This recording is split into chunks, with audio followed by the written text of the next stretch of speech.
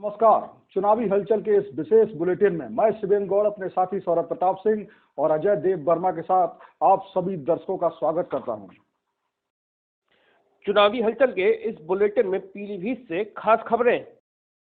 किसान मजदूर संगठन के निरंजन सिंह ने बरखेड़ा में किया रोड शो।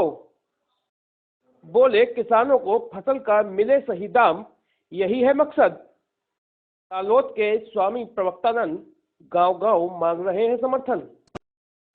स्वामी बोले, बरखेड़ा की जनता ने कई बार प्रत्याशी की पहचान पर वोट दिया है, पार्टी की पहचान पर नहीं। यह इतिहास है। उदाहरण निर्दलीय विधायक सन्नूलाल वाल्मीकि का भी दिया। पीलीभीत में चुनावी घमासान अपने पूरे शबाब पर है। प्रत्याशियों के मुद्दों की बात करें तो किसान नेता बीएम सिंह के किसान मजदूर संगठन के ठाकुर निरंजन सिंह अलग अंदाज में बात करते हैं। वो कहते हैं, सिर्फ सड़कें बनाने से पेट नहीं भरेगा, सबसे पहले किसान को फसल का सही दाम मिले, यही उनका मुद्दा है। देखिए क्या कहा निरंजन सिंह ने। सड़कें और उससे पेट थोड़ी भरेगा। सड़कें बनाने से या ये सब करने से पेट थोड़ी भरेगा। पेट तो उसे भरेगा जो हमारे खेत में पैदा होगा। जो खेत में पैदा हो रहा है, 800 रुपए 900 रुपए में धान बेच रहे हैं 1 एकड़ में सरकारी रेट से। जो सरकारी रेट 1470 रुपए का है, उसके बदले में अगर हम केवल 1 एकड़ की 20 क्विंटल की पहुंच देंगे, उस 20 एकड़ में लगभग 9000 रुपए पर एकड़ हमारा नुकसान हो रहा है।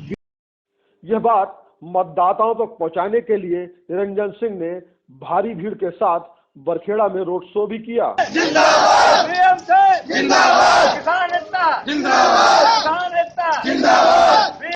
उन्होंने कहा कि खेती से जुड़े लोगों में किसान मजदूर संगठन के प्रति बहुत जोश है, जिसका उन्हें लाभ मिलेगा। से जो खेती जुड़े हुए लोगों में बहुत जोश है।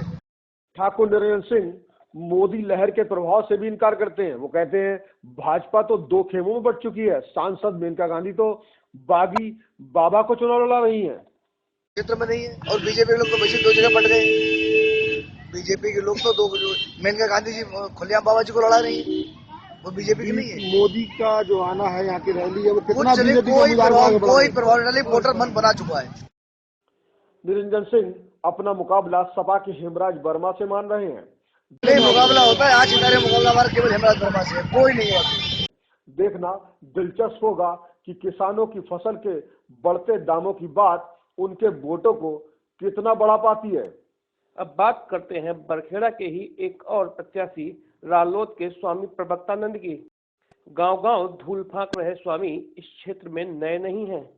2012 के चुनाव में लगभग 40,000 वोट पाने वाले स्वामी प्रवक्तानंद इस बार भाजपा के टिकट के दावेदार थे, लेकिन उनका टिकट काट दिया गया। लिहाजा मतदाताओं को वो निर्दलीय प्रत्याशी के जीत का इतिहास बता रहे हैं। हालांकि इस बार वो अब रालोद के टिकट से चुनाव लड़ रहे हैं। बहादुर जनता ने जब सन्नूलाल वाल्मीकि चुनाव लड़े, उस समय कांग्रेस की प्रदेश में लहर थी। कांग्रेस ने सन्नूलाल वाल्मीकि का टिकट काट दिया, टिकट नहीं दिया कांग्रेस ने। उस समय इस बहादुर जनता ने बरखेड़ा की सन्नूलाल वाल्मीकि को निर्दलीय चुनाव जिताकर विधानसभा लखनऊ भेजा।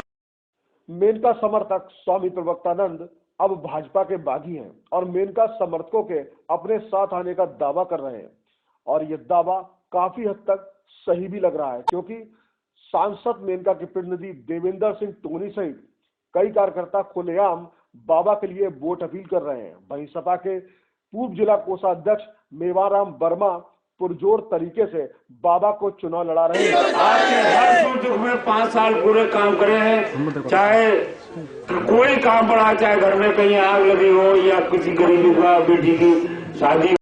बाबा हर सभा में पूर्व विधायक सन्नूलाल वाल्मीकि की जमकर तारीफ कर रहे हैं। इस राजनीतिक गोट के सहारे वे निर्दलीय कैसे जीतते हैं, मतदाताओं को बता रहे हैं।